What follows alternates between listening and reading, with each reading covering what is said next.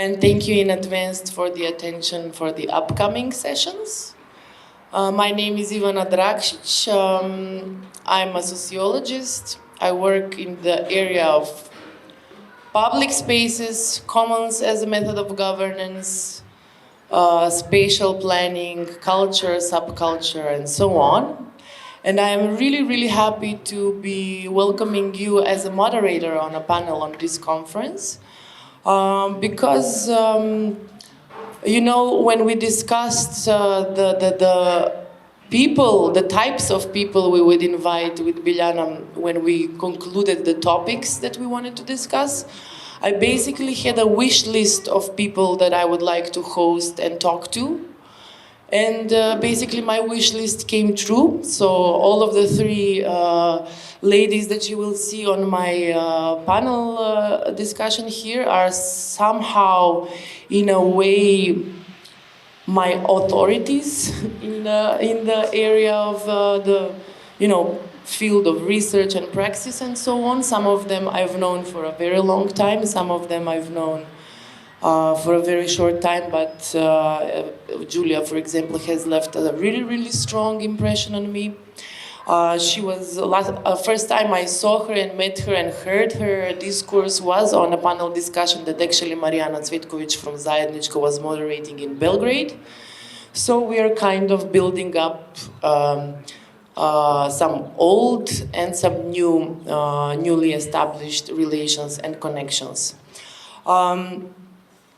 As Ana Mendes mentioned in the first panel discussion, after many years of struggling against the political regime and struggling for the keeping of the commons, I am not interested, I am always interested in critiquing and pointing out what's dysfunctional and what's not working, but lately I've been much more interested in this institutional imagination, this really envisioning the future as something not that's only possible, but something that's much better than the reality we are living in.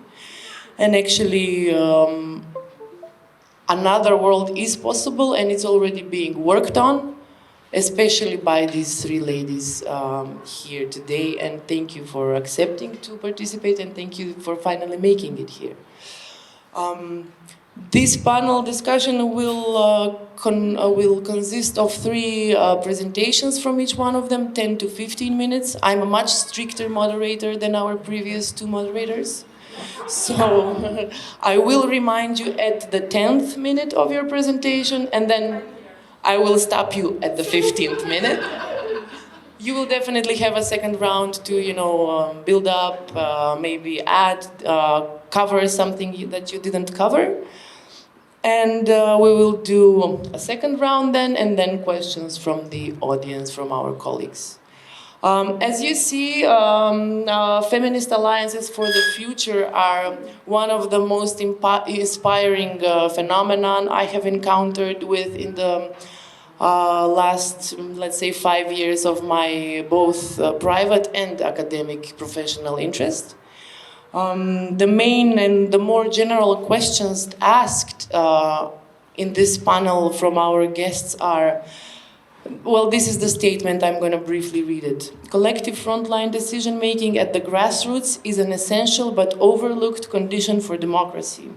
Involving communities in a participatory conversation through artistic perspectives of urban and rural activation at the intersection with ecological issues is a feminist principle and just one of the generative examples our devastated planet is a home of. What are the new modes and principles of collective action and that work for the living world?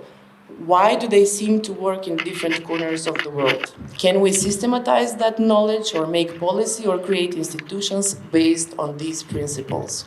So these are the more general questions. All of my three guests come from very different backgrounds of both practicing and researching. And we will first start with Giulia Casalini. She is an independent curator, artist, and trans-feminist community organizer based in London.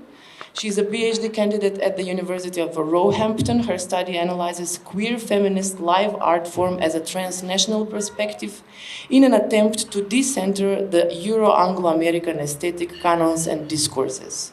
Her curatorial methodologies create multidisciplinary exhibitions and events across institutional and alternative spaces with a focus on performance and audience participation.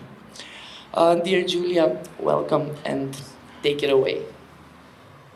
Thank you for inviting me. I would like to start with the title of this panel by adding decolonial and eco-trans feminist to the title. I would like to start with the actual definition of ecofeminism, and that has been used for the first time. Not that there were not already ecofeminist practices before, but the term was coined by Françoise Daubonne in a book called The Féminisme ou la Mort. In this text, the author looks at the activist politics of ecofeminism, but also at the ideology that lays at the core of ecofeminist practices. In terms of connecting women to the exploitation of the earth. So they has been oppressed by men and patriarchy that literally can seed their earth or their wombs. And symbolically looks at the connection of women with caring, with roles of caring, of nurturing, and being fertile and reproductive. Since then, there have been many different positions about ecofeminism, and that's why I want to talk about my approach to ecofeminism, and by questioning the link between women and nature, but also the link between women and the feminism, a bit controversially.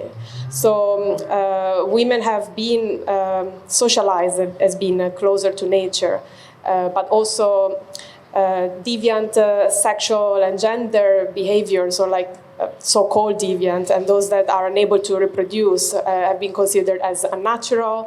We can see like how modern science has been pathologizing these behaviors, like in the case of Richard von Krafft-Ebing, for example, with the psychopathia sexualis.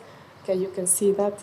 There are other identities between and beyond women and men, like trans, non-binary identities that also in different cultures take different names, like mushe, two-spirit, female husbands, sworn virgins. Also, technology can change our body, our desires, and sex. Paul Preciado talks about countersexuality in relation to nature in this sense. He says countersexuality is the end of nature as an order that legitimizes the subjection of some bodies to other. So it is like nature as something that has subjected or that has been used to subject the oppression of some bodies. But also in industrialized and urban capitalist societies, who is really closer to nature. I conclude by saying that gender and sex are not enough for ecofeminism, but also for feminism. We need intersectionality of class, ethnic, racial differences, and so on. We need political accountability and not relying on identity or identity politics. Feminism is a praxis, a politics, an ongoing politics, not an identity. It does not belong to specific subjects. And we need to reclaim, from an ecofeminist perspective, our relationship to nature and reframe that. So I use the term decolonial eco-trans feminism. Decolonial as a way to resist the neocolonialism and extractive capitalism through indigenous knowledges and practices. I feel that I'm repeating things that have been said before, but it's good to repeat them over and over again. And in terms of indigenous practices, it's not an appropriation, but it's a honoring of these practices, it's an embodying. In this sense, Robin Wall Kimmerer, who is an indigenous scholar, an activist says that we need to become indigenous to a place. So not to appropriate the culture of indigenous people, but to live as if we'll be here for the long haul, to take care of the land as if our life, both spiritual and material, depended on it, because they do. So it's an epistemological shift. So the term trans here, it's about gender crossing, sex crossing. So in terms of moving beyond the binaries, it implies intersectionality, as I said before, and also species crossing and moving towards a less than human or post-humanist and post-anthropocentric perspective. So decentering the man or the human as the center of all things. Trans also implies movement, both like physical but also political, in terms of building solidarities and alliances, and also across borders. So what are the principles for collective actions that I propose? I have developed them during the BTEF conference where I met Ivana and Liana last September, where Mariana Cvektovic invited me.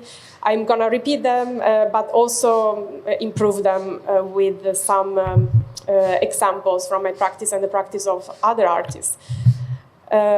So the principles are radical solidarity, radical restructuring, and radical empathy. In radical solidarity, we look at connecting political struggles, between, for example, groups, individuals, activists, people that are working towards the same aim. And like we would create a mutual support among each other, work across disciplinary.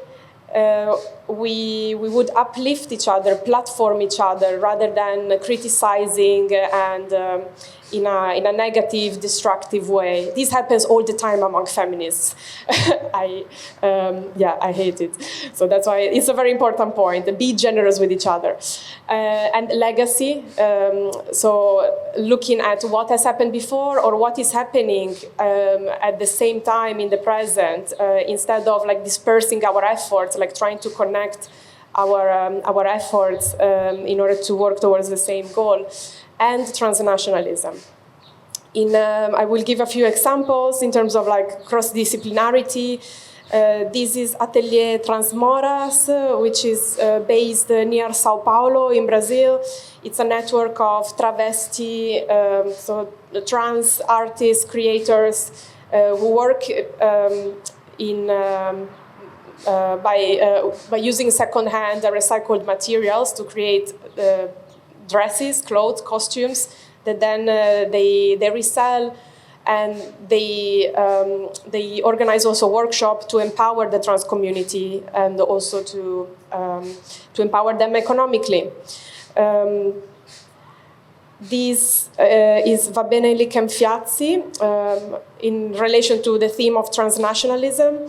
I feel that I have a lot of connections with Va bene because of that. We work in a very transnational method, through very transnational methods, both of us. And I went to Ghana, where she is based most of the year.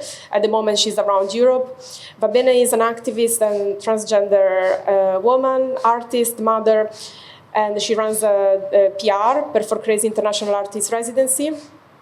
And PR is also a hub, a place in which Ghanaian artists and non-Ghanaian artists and the local communities and the broader community, basically everyone can come, is welcome.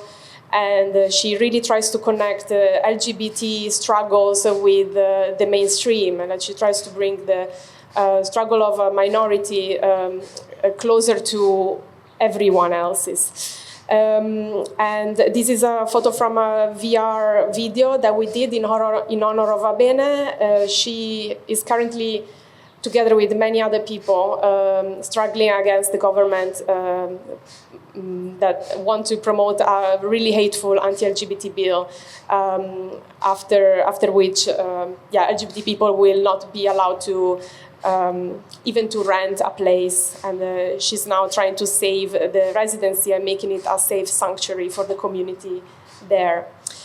In October, I'm going to the Philippines with the artist Ryan Bernardino around the islands of the Philippines to map with podcasts and other type of documentation the indigenous queer artist initiatives that are happening in the rural areas, so beyond the capital Manila. We can speak about that later. And also, I can speak a lot more about Va Bene and the residency. So I would end the radical solidarity with a quote, with the concept of Donna Haraway of sympoiesis, which means making with. Nothing makes itself. Nothing is really autopoietic of self-organizing. So it is a word for wordling with in company. I'm skipping some parts because we don't have enough time. Radical restructuring, the second strategy, includes, for example, the imagining or the speculating of new possibilities. It needs to start with that imagination, moving beyond capitalism or extractivism and neocolonialism. If we can't imagine that, how can we move forward? We need to make time for time. We forget about that, and I'm not doing very well with these slides. We need more creativity, more time for connection, and less time for productivity or disconnection. Equality is a myth. We're not equal. We are really diverse, and we need equity. We need to support each other in relation to our different needs. And thinking about our positionality, our privileges, and how to use those in order to support the people that don't have them.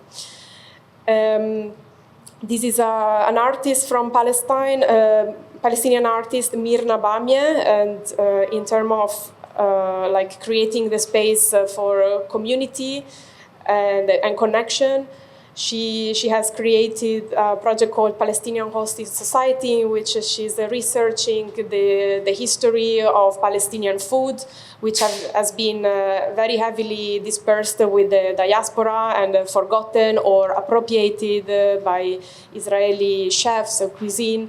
And through these communal dinners, she also brings the practice of telling the stories about foraging, growing food, or these specific dishes. So radical restructuring, I will end with a quote by Black feminist Valida Imarisha and Adrienne Marie Brown, and their idea of visionary fiction. Visionary fiction is a term that comes from speculative fiction, but from a social justice perspective. So it works towards building new, freer worlds. And they say that the decolonization of the imagination is the most dangerous and subversive form that there is. Once the imagination is unshackled, liberation is limitless. I will end with radical empathy. For example, some aspects are centering disability justice rather than having that as an afterthought, or thinking and feeling as an earthling, a non-human. And practice storytelling, especially for those bodies that don't have the capacity of speech, like mountains, water, falling in love with each other, human and non-human. And I will exemplify this with Chimera Rosa in terms of feeling like a non-human other. They've been practicing through their biohacking lab-based work, a process of becoming less human. Here they are hybridizing the body of Kina with chlorophyll. So there is an injection of chlorophyll in the body, and with the aim of feeling like a plant. There are different parts of this project. I can talk about that as well. Amanda Pina, another artist that I've met at BTEF in Serbia, and I'm gonna work with her in June, and next year we're going in Mexico as well for more research. And this is she's been working on different projects, but I'm talking about this one because of the practice of storytelling and embodied storytelling that she's performing with this project, Mountains of Resistance, that has various iterations through a show called Climatic Dances and other like workshops and engagements with indigenous community. In order to make us relate more to bodies that have been objectified by science, by companies, and these are the bodies of mountains and bodies of water. The practice of falling in love with each other. Annie Sprinkle and Beth Stevens have been practicing that for decades now with their sex ecology or ecosexuality that now has become very popular. So they propose to make love with the word, to see the earth as a lover, not as a mother, because lovers are not taken from granted, but motherhood usually is. I will end with the concept of Donna Haraway, of making kin, which means making kin as odd kin rather than, or at least in addition to godkin and genealogical or biogenetic family, troubles important matters, like to whom one is actually responsible. So it is a principle of responsibility beyond our blood ties, beyond the species we belong to, and like to expand this notion of responsibility towards the broader ecological spectrum. I have lots of references here, but probably you won't see them. Okay. Thank you, Julia. And before we wrap up with you for the first round, I would like, the first time I heard you speak in Belgrade, of course, afterwards I was browsing and looking at your file that's accessible online and looking at your work, and not so much the art you produce, but maybe the contexts in which you work. And it's rare for me still. It's probably because of my network and the communities I've established and gotten into. It's rare that I find a white artist, especially you. In my position, you're coming from Western Europe. I'm coming from the Balkans, and we're both white, but there's a major difference between the two of us. But in your work, in the context of your work, I don't know though if they are central, but they are very present, like the gender minorities, the female body, the trans body, the non-white skin tan, the indigenous, the non-white communities. Why do you think it is central to your work? And how would you connect that to your own participation into what I wanted to point out later on, but you got in front of me? Where is its position in this making kin on a broken planet? Well, in my PhD research, I look at. I'm interested in understanding queer theories and feminist practices beyond the Euro and Anglo-American mainstream canon. So I've started my research from like from a position as a migrant, like moving from Italy to the UK and being impacted by a very heavily Anglo-centric culture and English language. And working myself a lot with queer artists, queer texts, and how I find it problematic the way that the English and English-speaking academia has, especially American, has universalized the queer theory. And by not accounting for their positionality, like you could open books and start reading introductions, and then you find like references to political circumstances that are very specific to the US, but it's like everyone should know about it. And Western medicine has done the same. I feel that also psychology, like I don't know, Freud, like all these theories are very much specific to a context, and they have been universalized. So we cannot apply the same canons to different contexts.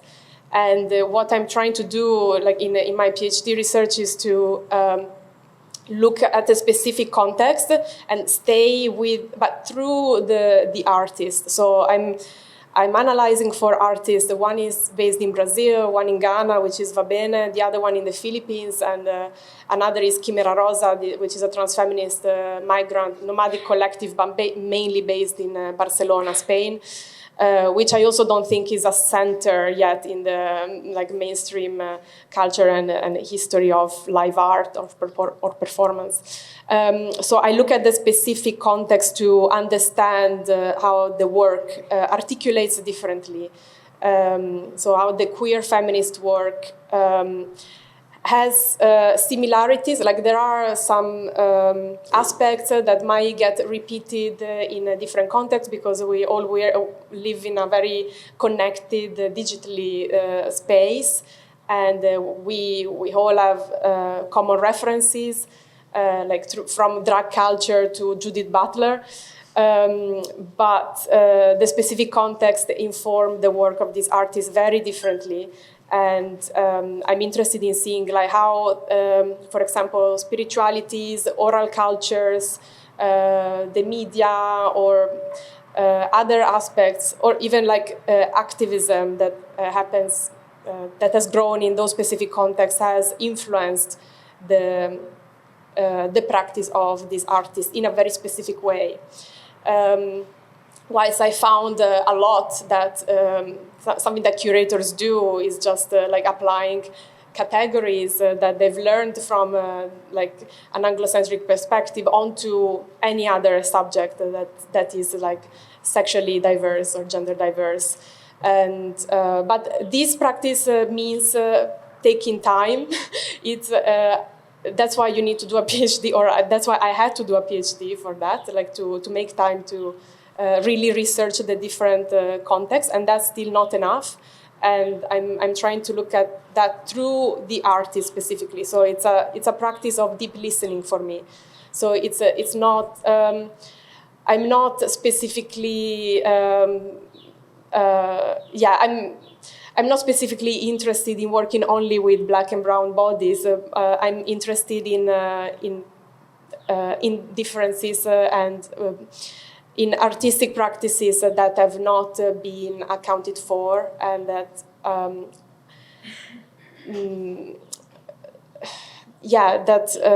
I think they're very rich. There is a lot that can be written, that can be researched, that can be exhibited, and it's a way for me to work closely with them to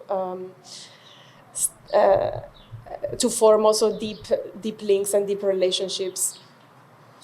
Thank you. Let's leave everyone with this so far. Thank you so much. We will now switch to Asilhan Demirtas. Her I've known, sorry for sharing these personal stories and aspects, but I want to, because as I told you, I feel like I have an all-star panel.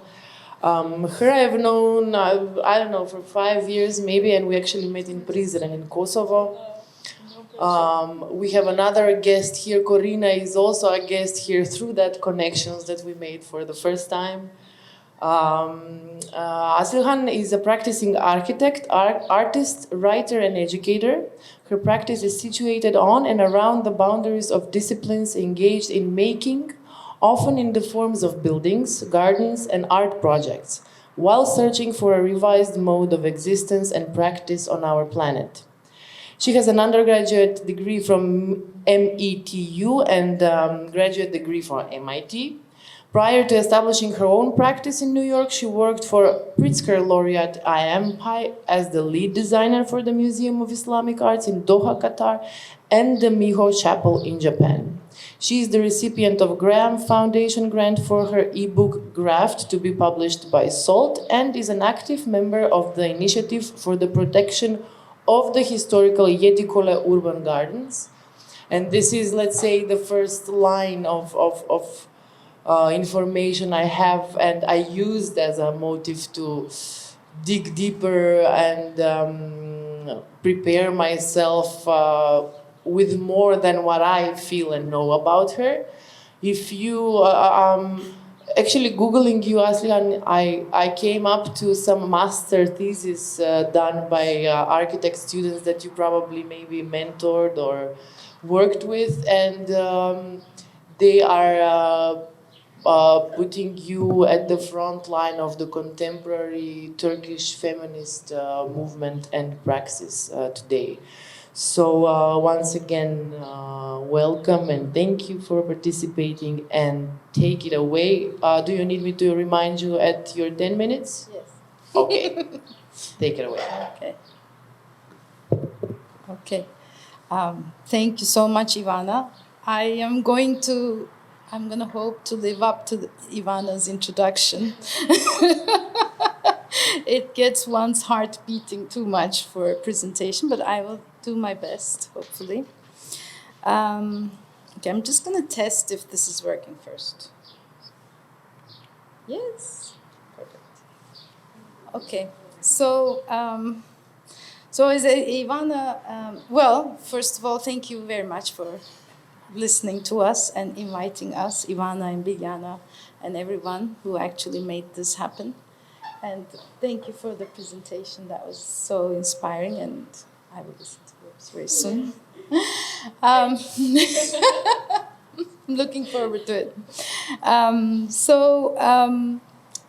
Like Ivana was saying, I first heard a feminist architect from a master's thesis student of another friend who wanted to do her thesis on ecofeminism and architecture and interdisciplinary practices, and she came to my office and you said, like, are you a feminist architect? So I to this day, I don't know. I don't have an answer for that. And as per alliances, I also lately have been feeling a bit, I don't know, a little bit, let's say, skeptical about it. So both the keywords here, feminist alliances, we will see how it goes at the end of the presentation, where we're standing. And that's why I also named the presentation a contemplation, because presentations like this, they offer me the privilege to be able to discuss what's at hand and to be able to do a self-reflection, if you will. So I'm starting with this image of a winter garden on a fourth floor of a cultural institution in Istanbul, in Beyoğlu, in the most dense neighborhood of the city. And it's on a fourth floor, and it carries 30 tons of soil mixed with sand and stone. And basically, so I start with this image, but I'm going to do a flashback. If you don't like flashbacks, I'm sorry. Oh, like this? Okay. Okay, I'll go come. So this image, I start with this image because this is when we first met with Ivana in the screening hall, in the main hall of Lombardi, Kino Lombardi, in Prizren, where we have, as an architectural office, have worked for about 6 years, most of which is like an activist designers, or let's put it in my own terms, not to use the word activist, instrumentalizing architecture for the sake of activism. Let's say that was.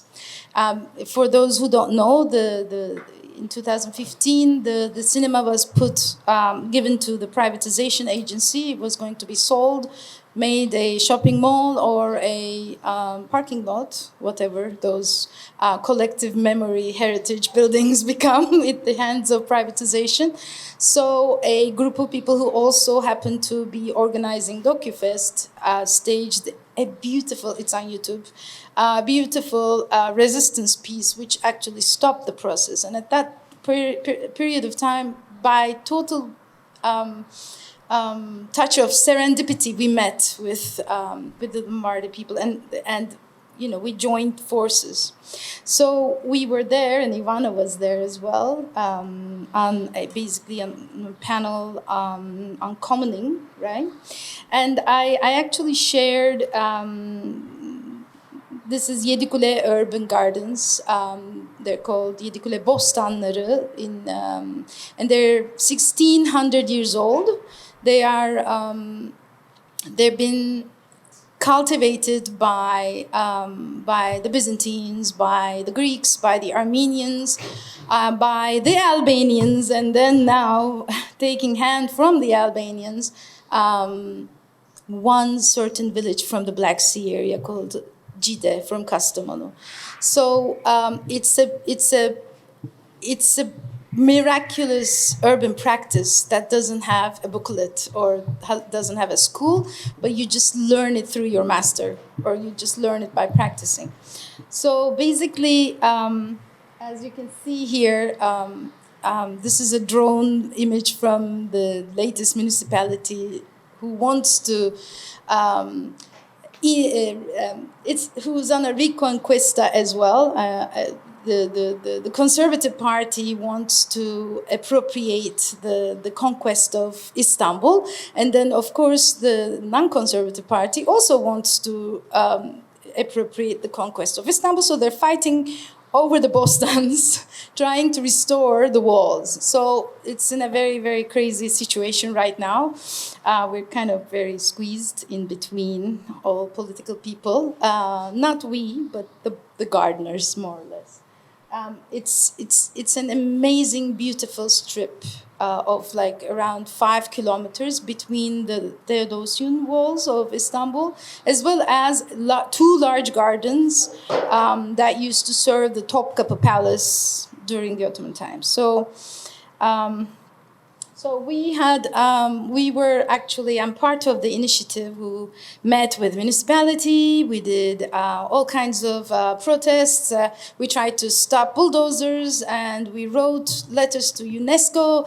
We did everything you could do like workshops with the kids and everything. And here we are. They're still not restored. And we had at that panel, I had framed this practice as heritage as commons, because these gardens are not for everybody's use. They're private gardens. They're private market gardens.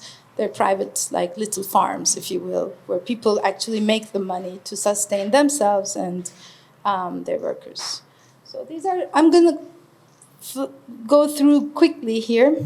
In 2013, in these gardens, a big portion inside the walls was demolished to make way for a park. And as the gardeners were actually trying to, this is very crazy photographs because they're putting the rubble and the machinery is working, but the gardeners are like, okay, let's, bundle the radishes, because that's what you do, and your garden's being taken away from you. This is basically when the initiative was formed.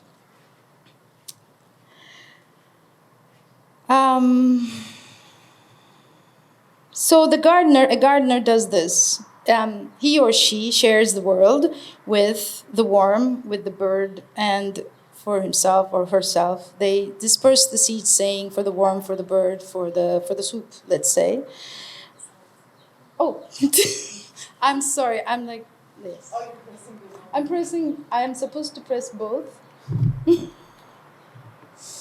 Yes. So these are okay. So this is what the gardener. Thank you, Juliana. Okay. So, yes.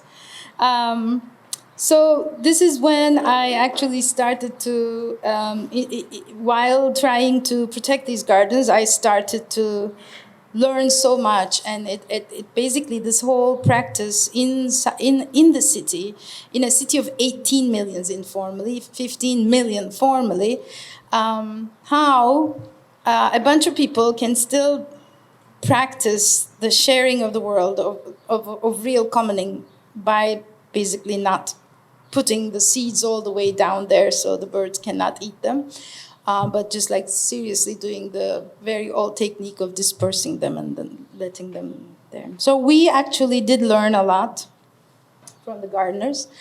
And here I'm actually going to tie back.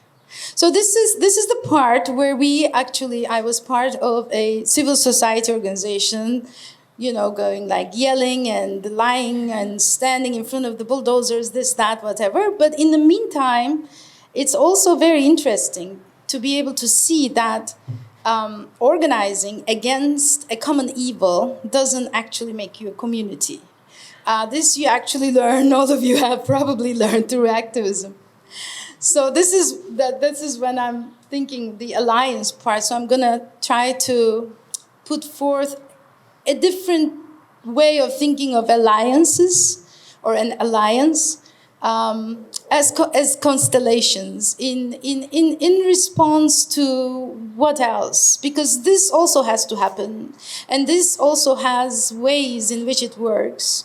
But then again, what is a different type of an alliance of constellating together without necessarily having to be the same, without necessarily forming a big giant animal walking in the same direction, but more like dispersed,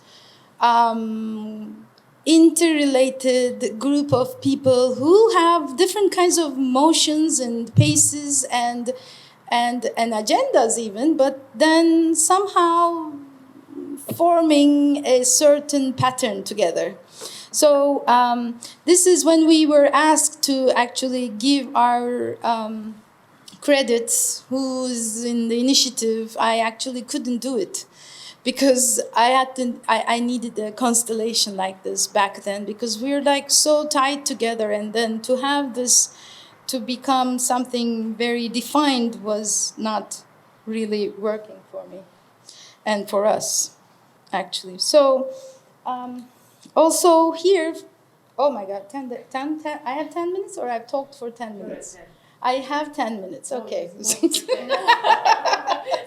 I'm very manipulative. 5 more. Yes, okay. So the constellation is actually also, it's to look for, for us, we're looking from the Earth, but you can also look from other stars, right? So it's not just like one point, let's say. So you can also change your point of view in this whole idea of constellation. I mean, astrologically speaking, it's from the Earth, but let's, for the sake of metaphor, let's make it from all kinds of suns and little planets. But it's to read the positions of the stars to one another. It's to become a relative observer in relation to an investigative object that is continually shifting. And it is to observe puzzlingly structured surfaces that only coalesce into recognizable images when an external knowledge intrudes into the domain of dispersed points of light. So I'm going to take a... Okay, so this is... I decided first, it wasn't going to fit into the 5 minutes anyways, but not even the 30 minutes I thought I was going to have. But so I wanted to talk about also the people who I worked with, and also to those people who actually talk about me, and then also the people who actually have been involved in many of my projects, and I have been involved in their projects in the way by writing, and they by drawing, and us by discussing. So we have all this. I've started to see, thanks to Ivana, I was able to look and see that I somehow have a kind of a constellation going on. But let's see. So this is a work we did with... Oh, sorry. God, not that one. Oh God. Okay, so this is called the plinth, and this was in an exhibition which was curated by one of the members of the initiative, who happens to be also the head of the Association of the Archaeologists in Istanbul, and this was called Terra Incognita. And I actually, for the first time, I did this. Performative soil structure, sculpture, which was basically, it took its cues from the 1 meter by 1.5 meter modules of the Bostans, because this is an irrigation pattern. And it's been done like this for 1600 years, and it's like 50 centimeters is the depth with which we can sustain ourselves on the lithosphere. So basically, the first plinth, called kaide in Turkish, it also means the rule in Turkish. So it has a double meaning. It's the plinth, but it's also the rule of this planet. Like, to sustain ourselves, we need this kind of depth, and in the city we can sustain. So this was like 5 modules, and then the artists also radically, they wanted to put their art on my art, and I'm like, okay, fine. I guess people have a different way of associating with soil. So this is when we were getting ready. So this is part of, the members of the initiative, and he's organizing, and I'm going to go very fast. Then Plinth was then invited to an art space, and this time. And this time, the plinth itself invited other artists, collectors, like seed collectors, poets, and musicians, and all other kinds of people who do also make and produce, and farmers as well, to contribute to plinth. So every object or every poem or something would have like a week to have a conversation with this object here. So these are some images. And here the whole documentary was also done by this other photographer who's also from the Initiative for the Protection of the Urban Gardens. So it's getting very entangled. And so we go to the first image. This is a rendering of the first image on the 4th floor of the cultural institution, the 30-ton winter garden. And these drawings were done by Dishat, whose work I'm going to show at the end of this slideshow if I have the time. And so this is showing John, who actually, this was his first earth ramming project ever. And now he has a whole earth ramming firm in Cappadocia, and they've gone like completely crazy. So John says that this work actually made him decide that was, and he has another partner, and he's incredible. So we had soil and sand and crestone and lime, and this was the space that we started with, and it's days and days of very simple technology, just ramming the soil in its place. We actually. That's Gülgün and that's John. And so you start seeing Dishat, who was the project manager for this project, in the middle. So it took us 10 weeks. It was very slow. And so this is when they did it. This was done. And so it's basically the common ground, and it's this soil that's actually normally found at the foundation of a building, and we normally don't see. Like, we don't see the mountain that disappeared to make this building. We always have to work with, our practice is very extractivist architecture, and I voluntarily and lovingly choose to stay within the discipline and practice of architecture to be able to work from within and not to slide to the margins and say architecture is bad, therefore I'm just doing art or academia. Because this is a very, very prevalent form. But to be able to practice from within, and all the art projects that I do, they are not for art.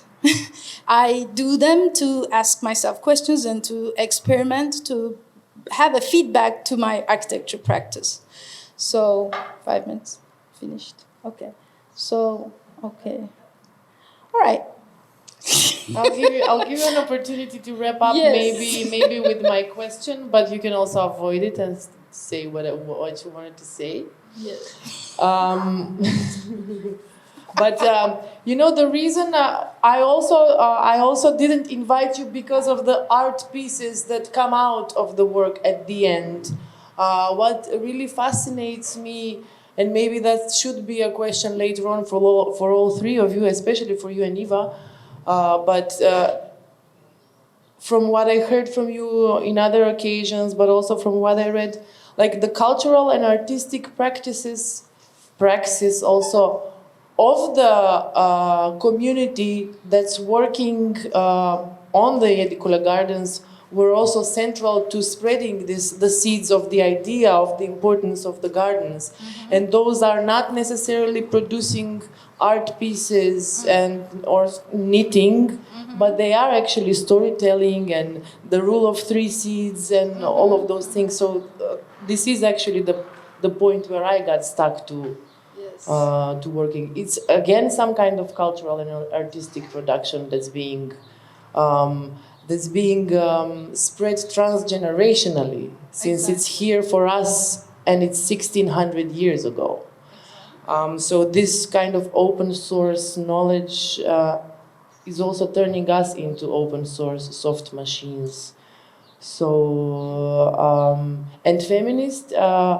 Whoever is able to create the constellations, for me is at least achieving this feminist position. So, you need any more? Yeah, just because this is what I wanted to underline, and is that. The spreading is not just the spreading of the information, it is the spreading of the information and the knowledge and the labor that goes into this very old urban practice of having soil and tending to it in a megapolis, right? So it's a very contrast situation. It's to have the other within the other. In addition to that, the constellation part is Dishat, who worked on this project, right? She went on and then she did a project called Garden of Not Forgetting. And it's a beautiful, beautiful book and a project that is based on, is in search of this first botanical garden that was founded in Istanbul by some German botanic scientists who were exiled from Germany, and then they had to find refuge in Istanbul back at the time, which we also got some plants to put in the winter garden, and then we wanted to have custodians of those plants. And we did, in the garden, we also got other plants from other institutions. And they actually went on and they did a whole series of research, a book. Then I wrote the forward, the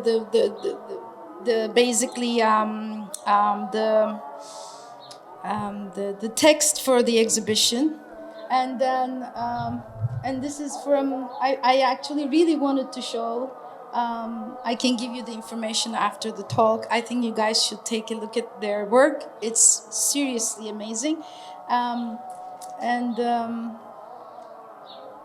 and yeah, so, but this would open a whole different chapter. But anyway, so we're going basically soil and labor. in the city. This is today. It's become very, very marginal. So to follow this thread, especially as an architect, is for me is a practice of care, which is basically, I'm just gonna end with this with the Toronto Fisher's definition of what care is. It's like it's a species activity that we do to maintain everything we do. But this is very important, everything we do, not everything we do professionally, not like art, not architecture, but everything we do, every kind of relationship we do to maintain, repair, and continue our world so that we can continue to live in it. And our world is ourselves, our bodies, our environment, and all other kinds of our kins and all the species, and the interrelated, the interwoven network together. So I will put a full stop here. And then. Thank you so much, Aslan, for the first round. I will swiftly go to our third speaker, Iva Markovic, a long friend, collaborator, and colleague of mine. Also, as I told you, someone I look up to when discussing these and many different issues. She's the central figure, maybe one of the central figures, sorry if you don't want to be represented that way, of a very, very strong movement in Serbia. No pressure. No pressure. No pressure whatsoever.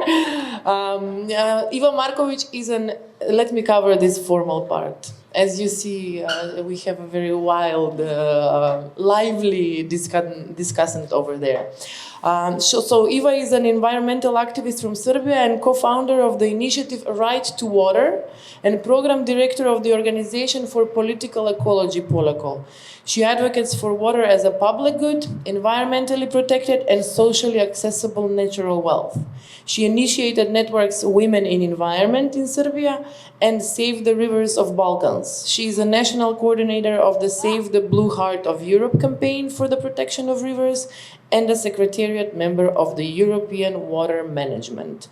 Lately, she has been active for many years now in most of the rumble that was happening in Belgrade and with the urban renewal of Belgrade and all of the spatial planning problems and slacks. But I invited her as a member of the movement for the protection of waters, which actually in the region on the Balkans, mainly Serbia, Bosnia and Herzegovina, but also in the other countries, is mainly run by rural women.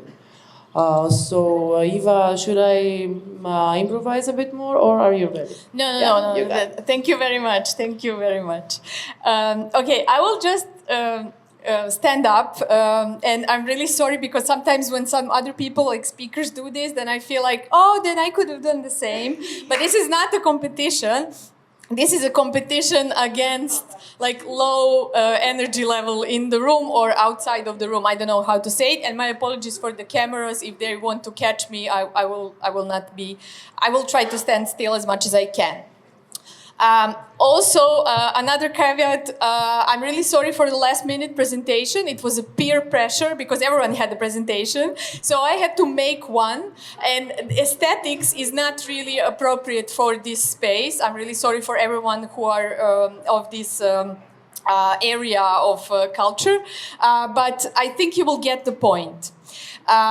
I wanted to name this her story because there are so many stories about the environmental movement in Serbia now happening, but very few of them are actually said and narrated by women. And this is, again, only my perspective. So probably someone else has some other idea what was happening. But in short, in order to present you the network of women for the environment, I think I need to say a little bit more about what actually happened in Serbia. So we had different environmental problems, as we all do, and they were pretty much atomized small initiatives for very particular problems, for that were local initiatives, informal or formal. And I didn't choose these pictures just for the sake of it. On the right side, you can see no women. Like, women is standing there and taking pictures of men being proud of them being activists. And on the other side, it's Rakita village, which became very, very famous. It's a very small village with very old and poor population. And they became famous because they were really non-compromising with the struggle against small hydropower plants. And they made on the village school, which actually doesn't work, of course, because there is no more children there, this like women breaking the chains, breaking the blocks of a small hydropower plant, and you cannot really see it, but people over there are playing kolo. So I just want to underline that the culture and this visual identity is very important for the environmental struggles. It did not bypass it. It's something that people like to do, like presentation with their bodies, visual things, and then we continued also with murals in different places.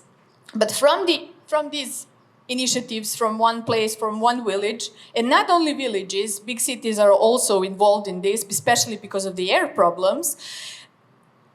After a few years of hard work, field work, we try to make connections or constellations, hopefully, among different actors. So meaning different organizations, but also actors like public figures, like actors, you know, like playing in the theater or movies, actors, and then academia and other people. Even there were a few protests where there were unions of freelancers joining the environmental movements. So our aim was to make this kind of huge block of environmental activists that will be active no matter what is happening. So maybe today is one issue, we have so many, but then tomorrow will be something else, but we will have still the same group of people, otherwise known as community. But what we didn't realize at the beginning was that it's not enough only to connect people, it's not enough only to bring them together, you need to give them some kind of value framework. And this was really, really tough in a way that it's a conglomerate that you cannot imagine how many different actors, politically, ideologically, with different backgrounds, etc. But what we could do, and when I say we, I mean Right to Water initiative mainly, and it's mainly led by women, and it's usually women who are bridging inside of different groups. What we understood that we can work on gender issue. We cannot maybe put, huge political topics about foreign policy, etc., but we can maybe put this as a political agenda also inside of the emerging movement that, as we will see later on, or I hope in the future, will create the political general discourse in the society. So our role was to connect them, but what we saw at the beginning, like whenever you go somewhere, you ask, you see a lot of women, so they are there in the movement, in the organizations, and whenever you ask them, can you tell us when will be the protest, or who's coming, who did you call, what happened, what did you write, they would answer something, like very specific thing, you can see that they were working on it, but at the end, or somewhere, they will interrupt themselves and say, but you can maybe better ask Milan, or go ask Goran, and he knows. It's better for him to talk about this. And it was always this kind of giving up on their constituency, giving up on their own credibility inside of the movement. I put these two pictures because I want to underline these two things, and some of them already Julia, I think, mentioned. Feminist policies are something else than gender equality, especially in the environment. When you look at this, like feminist policies are about care, are about ecofeminism, are about peace, etc. And it's much broader thing than gender equality. You can actually have some kind of gender equality without feminist policies, in sense of representation, equal vote, etc. So we wanted to do on the both levels, and I put these two pictures. So one is, that's me over there. I mean, sorry for the presentation, hearing myself on the pictures, but that's what I do.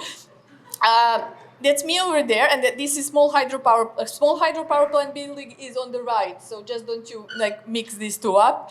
And this is a national parliament of Serbia, and you can see women in pink. This is not me on the right. This is Comrade Bojana from Kraljevo, and you can see women who are just there all alone, and they're actually running the show. They actually can make things happen, like Bojana did in Kraljevo, like I try to do in Belgrade. And usually it's like putting them on the spotlight very, very rarely, but you can see the amount of their work and impact of their ideas that turn out to be contagious. So working on both of these issues, like gender equality, representation, being present, being in the spotlight, but also pushing for feminist policies that will be integrated in the environmental movement. And many problems occurred in the sense of we have women who were targeted online. We have women inside of the environmental movement who are targeted by different lawsuits, like SLAPP lawsuits, if you know what it is. It's just aimed at, practically it's about zastrašivanje? Scaring the activists. We had women who even had like personal serious problems because of their activism. One example, the divorce lawsuit was played out. So the husband, that former husband, was claiming that she's no longer taking care of the family because she's organizing protests. And the judge actually believed this, that she's neglecting the family so giving the chance to protest. So what we had to do is to at least, as we were all now saying, if we don't have the system, we don't have the institutions, if we don't have protection or basic rights and security, let's come together and maybe we can have some leverage over the situation. Coming together, and I put these two pictures. So we do this during winter or summer, in the mountain or in the bar.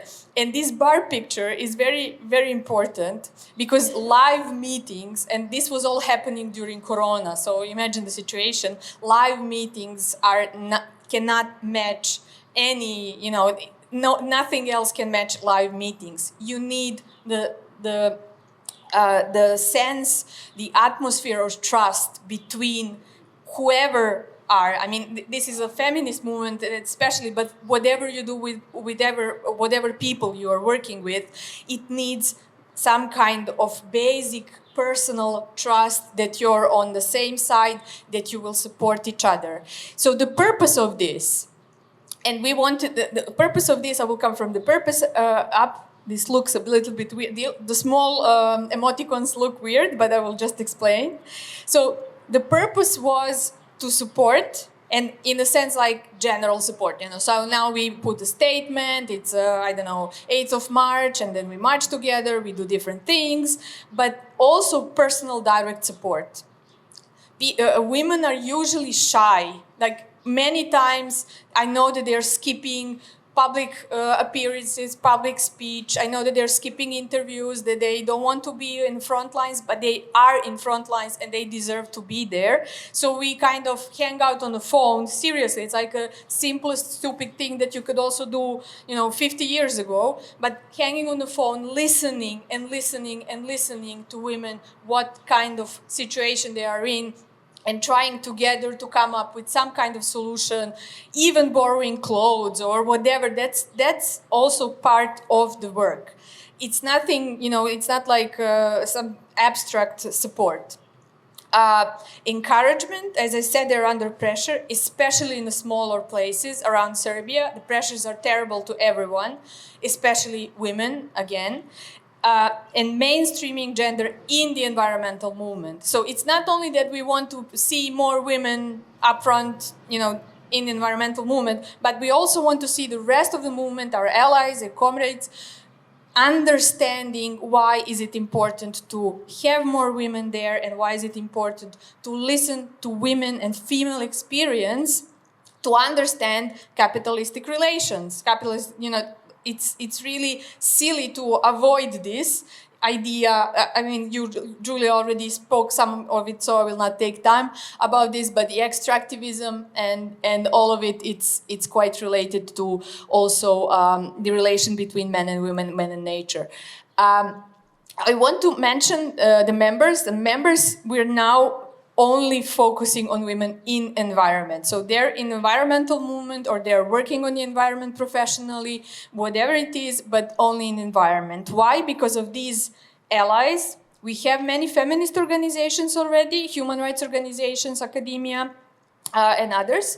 But we're now taking small steps and we really want to preserve this space that will not, hit hard because women are really from different backgrounds. You cannot, they're in really, some of them are really in more conservative areas, some of them, and most of them actually on the first meeting when we have it say, I'm not a feminist, but. So we want to use this, different opposite of I'm not racist, but actually it's mostly I'm not a feminist, but, and then they say things that actually makes them pretty much radical feminists. And also we want to make it inclusive for all ages. We have all ages members. Youth is actually lacking a little bit, but that's a whole other story, how elderlies are actually our main basis. And the opposite of sympathizers, I put this boys do cry, because we didn't have any kind of negative, it didn't resonate negatively with anyone. So everyone were pretty much supportive, apart from individual men who were calling and asking if they can join the network. The idea of as I understood later on, their idea is that this is like a conspiracy against men and that we are actually excluding them. Yeah, so they do cry and we handle that so far so good. So the impact, we're just at the beginning. I really see this as just at the beginning. So far, so good. There are women appearing. That there is this. But as the most important conclusion that I want to say, there is as in any other field, like education, like social work, even arts and culture. Whenever there is a boring, invisible, hard work, they were women. In the environmental, ecology, etc. Even like spatial planning, architecture, you can also notice this. And now when the topic is becoming hot and really sexy for everyone, you see only men taking microphones, men are leaders, men are appearing as the important ones, men are appearing, even you can also make these statistics as the experts, which is statistically not true. And so far, so good. I will be short and I will just be open also for all the questions and inputs. And I just want to thank you and see you in the streets. This is a little way from the street. Thank you, Eva, so much. To follow up on you, like I did previously, maybe just briefly, whenever I mean, it's unavoidable when I look at movements and mobilizations in the region that I relate myself to, and often ask myself, why does the Belgrade version of this succeed? Why did the Zagreb version of this movement succeed and ours didn't? And this is something I have, again, my really personal subjective perspective, but there are two elements that I think so far the Croatian movement has somehow fulfilled or implemented, and that's why, in my eyes, they are where they are. And I couldn't see it so far in our or in your movement if we look at them separately. But in this specific movement for the rights to waters, and not only in your country, but also, as I said, in Bosnia and Herzegovina, I see two elements missing. Of course, the grass is always greener somewhere else, but I see two major elements missing in my community or constellation. And those are, one is this subsistency, being able to, it's this the risk management of anyone who is into the mobilization, especially who is frontline on the mobilization. I mean, it's usually the externalities of that engagements are usually losing your job, not being able to perform your job, especially if you're a gig economy victim, time management, family management, and now we're talking about women, and we're talking about rural women. So this is one externality, like the risk management of being on the front line, and using the whole capacity of people, in this case of all the other women, to provide some kind of security, be it in a form of regular small income, a universal basic income, if you will, coming from your own community, or be it taking care of someone's children or so on. And then this other part, the convivial part, the humor part, the storytelling, the hanging out, the fun part. We, as I don't know, some form of a left or some form of some activists or any kind of operators who struggle for the commons, or somehow we've gotten so much, we started to take ourselves so seriously due to the fact that we've gotten really deep into the topics, but also due to the fact that we probably take ourselves a bit more seriously than we should. And so these two things I see in all of your presentations, but especially in this, and that's why I would maybe point out that somewhere in my worldview, it's one of the parameters that makes it not successful, but let's say efficient. I can only confirm it looks much better on the outside. Inside is a total chaos and a mess, and you're right. I had many discussions, and I asked myself often about basic income in some other forms, like informal forms, and our basis is so diverse. But actually, when you cut off, it's like the average income in Serbia. Actually, when you cut off like first 3%, all the others are equally poor. And it's the same with women in environment, or the environmental movement. Like rural population is elderly population. Some of them are under poverty line, seriously. And to expect, now everyone chip in and we can do it, I think it's still not so possible. But these other things, like non-monetized help, that has to be possible. I mean, that's why we're there for, and it's really, I think, it liberates people. Like it puts women in the position that they were never wondering about their male colleagues, and they actually have the strength and the resources to take a step up. Because it's sometimes it is about encouraging people. It's not sustainable. I'm fully aware of that. It's not sustainable to always, push forward. Yeah, we can do it. We can do it with what? But it so far so good. And I think that others are recognizing the honest effort. The others are recognizing that it's something that needs to be addressed, and allies are many. So the majority of audience is just, go for it. I mean, why wasn't this here earlier? That's usually the question. So I'm not sure how to handle it in a long way. Honestly, I don't have the magic wand, but I'm thinking about it, and I know many others are also thinking about it. But I don't see the other way apart from making constellations. Like there is no other way. Individually, we're stuck. We're really stuck in status quo. Okay, thank you all three for the presentations you could give in the given time. Dear audience, dear friends, colleagues, I hope you can nearly see why I think these forms of inhabiting the earth are forms of caring and repairing the earth, also providing us with an opportunity to make kin on a broken planet, as I said in the beginning. And this is the moment when the floor is open to your questions and comments. So please join us.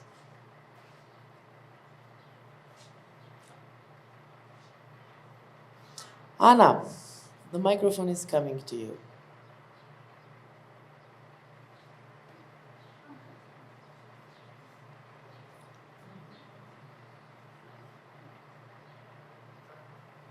Try now? Now? Yes. Yes. Well, Eva was presenting, I was thinking on this project that we have at we tried to set up this European Municipalist Network, right? And one of the projects that was previous to this network that was also at the European level and of municipalist organizations was the feministization of politics project. And this was born out of this experience that we had in Madrid after the squares, which actually, by the way, when Mariana was asking about class, the squares in Madrid and the squares movement was actually mainly a middle-class white composition. It was the factuality of it. And then the municipalist movement actually replicates this composition. But the feminist movement tried to hang this banner in the square, no, in Puerta del Sol, that said, the future will be feminist or it won't be. And there was this struggle. And the people in the square wanted to take it out because they thought it was too political. And this was at the beginning of the square. The square hadn't yet decided that it was anti-capitalist movement, which I would say is rather political. But anyway, there was this struggle there. And for me, it's amazing how the movement have got like totally mainstream, how actually the feminist huelga, the feminist, huelga, the strike. The feminist strike actually got momentum thanks to the Latin American comrades, to the point that this is one of the main themes of the municipalist governments and of the municipalist policies. Now Podemos is in the government. They have, like a very feminist also policies there. Yet, when we were, after the May 15, all the assemblies, all these grassroots organizations, we did all the process, then we started to negotiate. I'm coming to the point. We started to negotiate with the power. We started to negotiate with Podemos. Podemos is this party, proper party, proper interested in power.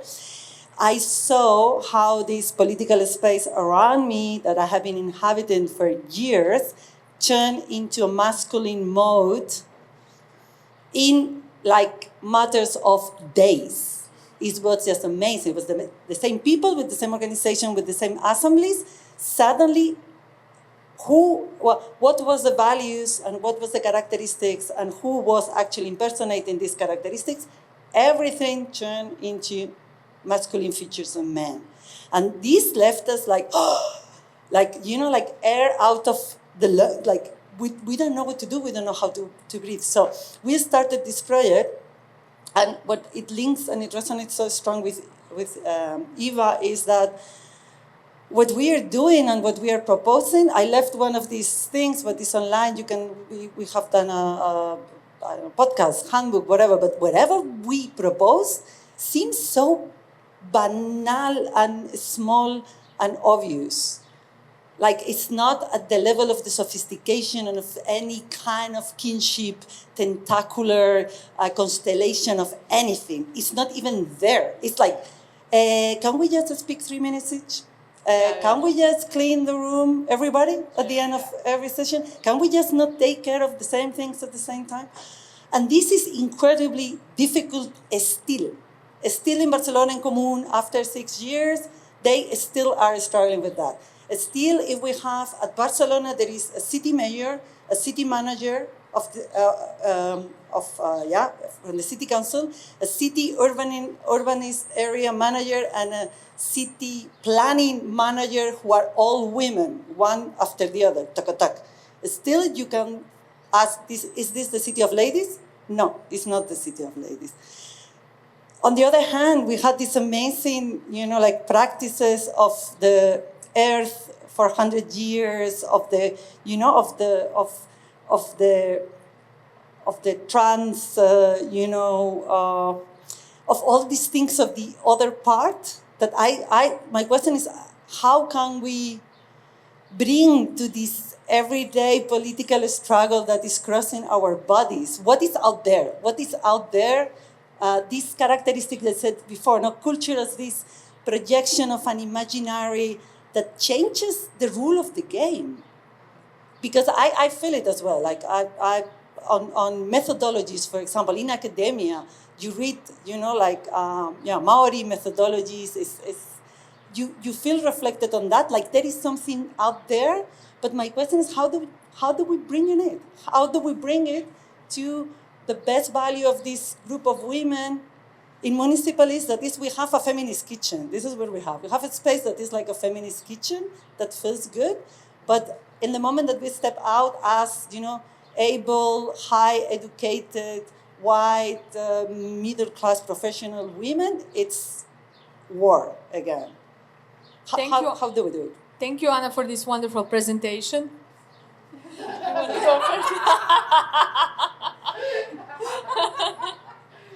Shoot. No, you shoot. No, you go. Okay. Is this what? I'm gonna sing a song. No. Okay. So, Anna, I hear you. That's why I started with the initiative, because the initiative organized against a common evil, resisting, it was easy. But to form an imaginary together, to move forward, not to oppose, but to propose, it was very messy, because I want to give a reference. It's just this very short reference by Ursula Le Guin's carrier bag theory. She actually talks about Elizabeth Fisher's theory that the first tool that the human species has invented was not a spear, but was a bag. It's a net, it's a bag, it's a woven thing to be able to carry things, because in the temperate regions, you don't go and hunt a mammoth every single day, right? You go out, you're gatherer, you're hunter, but you hunt little, with a net you catch a rabbit or a bird or something small, and you collect plants, etc., etc. So this everyday victories, it's every single day, right? But a man killing a mammoth with a spear, with the tool that he has made, it has a hero in it, and it actually makes an excitable story. It has a hero, there's a plot, we killed it, we cut it, whatever. But what makes the whole world go around is actually the other day-to-day activity that is relatively modest. So the whole political system, and to tell you the truth, a lot of the grassroots also work on this heroism. We are going to save the world. There's usually the problems that arise within the initiatives is because there are too many leaders in it or whatever. So if we don't change this mentality, if the banal doesn't become the exciting story, if saving something doing something forcefully, being a big force that, you know, just like tears down the wall. This is still an exciting story. If we don't change this mindset, I don't think the whole, whether it comes from a grassroots or not, however, whether it's done by the all women or not, it's going to be perpetuating or propagating the same old heroic story. I mean, that's my take on it.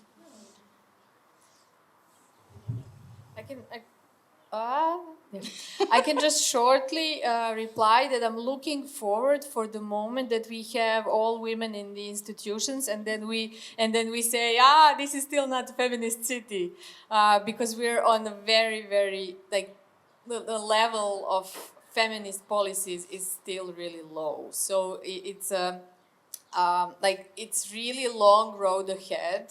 But we just need to accept that it's a road. It's not, you know, something that we can switch, because as you said, like, within days it can switch back. And it's, I mean, like, 4 of the women that were appearing there on my slides are now members of the parliament after the last elections. I would not say that they were because they were appearing there, but, you know, it's part of the game. It's part of the plan. And we are actually doing like a double struggle that I was not invited to speak about this, but the merely politicizing the movement. As you said, like, the message is too political. And within like two years ago, if you would go in environmental protest with couple of 100 people, like, the moment someone would say that they're political, they would be, they will be defensive in a way. We are not political, we don't do politics, we are just for safe environment, etc. So we also had this big, you know, big step that we need to cross, and it was really hard, but at some point we actually overdone it, because some people not only realized that they're doing policies and politics on the street, but also wanted to do politics in the institutions and in the elections. And it's really, it's so many struggles within one, and this is just one preview. So it looks cool, but it's really a mess that we're starting from.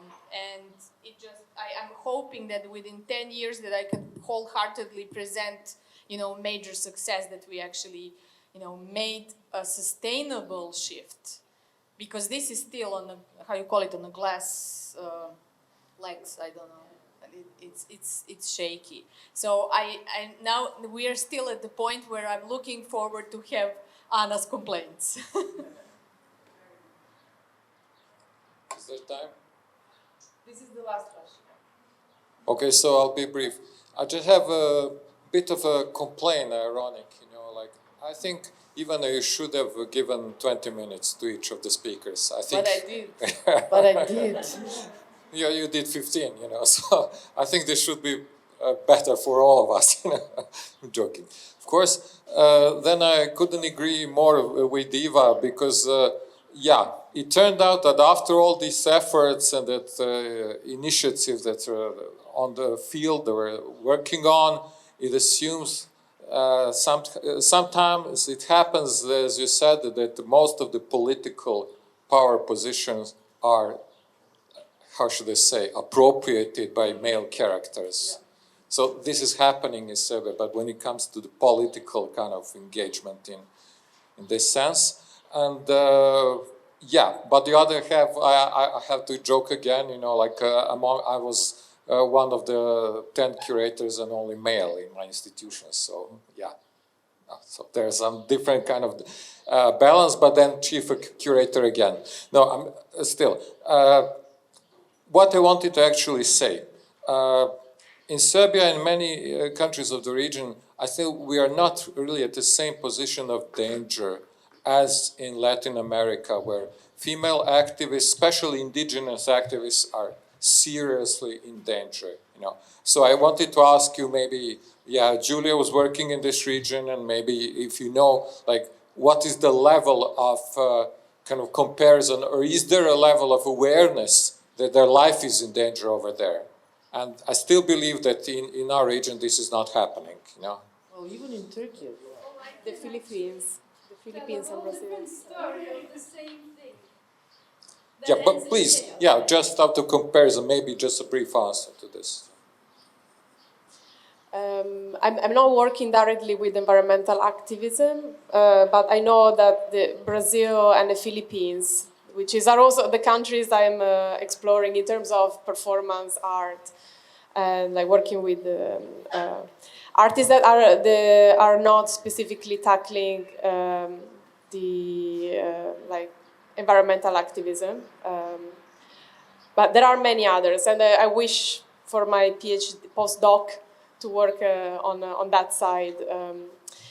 But yeah, I know I've seen connections between Philippines and Brazil also in terms of numbers of environmental activists that have been killed in both countries, and which are the highest worldwide.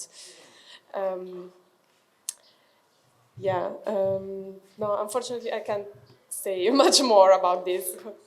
We have plenty of time. Yeah, you wanted to... 30 seconds. Do you want to hear the bad news from Turkey? Yeah, I've heard it. Yeah. Just these 30 seconds. Okay, so one of my research projects was hydroelectric dams and all other kind of dams that were done in Turkey ever since the foundation of the republic. So I'm very before the gardens, like water dams were my like first lover. Was my master's thesis. And currently, if you you showed the ladies with the sticks, we have exact same ones, and they can beat you with a stick. And they get arrested very brutally.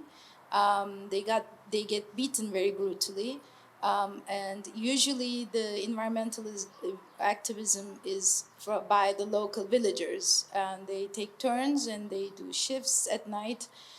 Because the construction companies come with special police forces or the army, and they surround the place. And it's really, to me, it still sounds, even when I say it, I don't believe it, that you would do construction with police protection from the villagers. And it's a big industry. Singular rivers or creeks are divided into 20 pieces, and the reports are written and calculated according to just like one section of the river. Therefore, it looks environmentally okay, the numbers. But when you put 20 of them together on a creek, it's basically a disaster. A couple, they were actually killed by unknown forces or people, like 5 years ago. A teacher was killed by tear gas because of a heart attack. So we have so many of these. And then a women's march, March 8th, we march, but we get beaten by the police just because we're marching. LGBT get put in, custody, and then they get served a court case.